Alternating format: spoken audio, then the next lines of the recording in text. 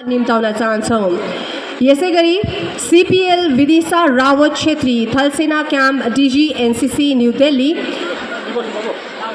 उहाँले silver medal जित्नु भएको छ field craft and battle craft in intergroup camp TSC 19 तारिखदेखि 30 तारिक सेप्टेम्बरमा भएको थियो। उहाँलाई पनि हामी यस मञ्चमा निम्ताउन चाहन्छौँ। यसैगरी एसयुओ इमदाद इल्लाही डीजी एनसीसी न्यू दिल्ली 19 देखि 30 तारिक सेप्टेम्बरमा सम्पन्न भएको थियो। यहाँलाई पनि हामी यस मञ्चमा निम्ताउन चाहन्छौँ र यहाँलाई हामी सम्बर्धना दिनको निम्ति एक्जिक्युटिभ अफिसर खरसाङ म्युनिसिपालिटीलाई निम्ताउन चाहन्छौँ। उहाँ यहाँ हुनुहुन्न र भूतपूर्व एमपी शान्ता छेत्रीलाई यहाँलाई सम्बर्धना गरिदिने हामी यहाँबाट नम्र निवेदन गरिरहेका छौँ।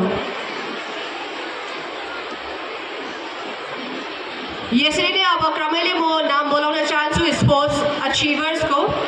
Nisha Rawat second place in the third वाको India open international kick boxing tournament नयाँ दिल्लीमा आयोजित भएको थियो 7 तारिकदेखि 11 तारिक फेब्रुअरीमा र उहाँलाई पनि हामी यहाँ सम्मान दिन लागिरहेका छौँ। नानीलाई पनि यस मञ्चमा आइदिने नम्र निवेदन गरिरहेका छौँ र शान्ता छेत्रीज्यूको बाहुलीबाट नै हामी सम्बर्धना दिन गइरहेका छौँ।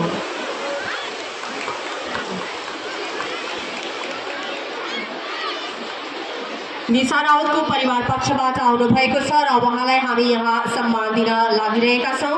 Nisha Rawat second place in the third वाको India open international kick boxing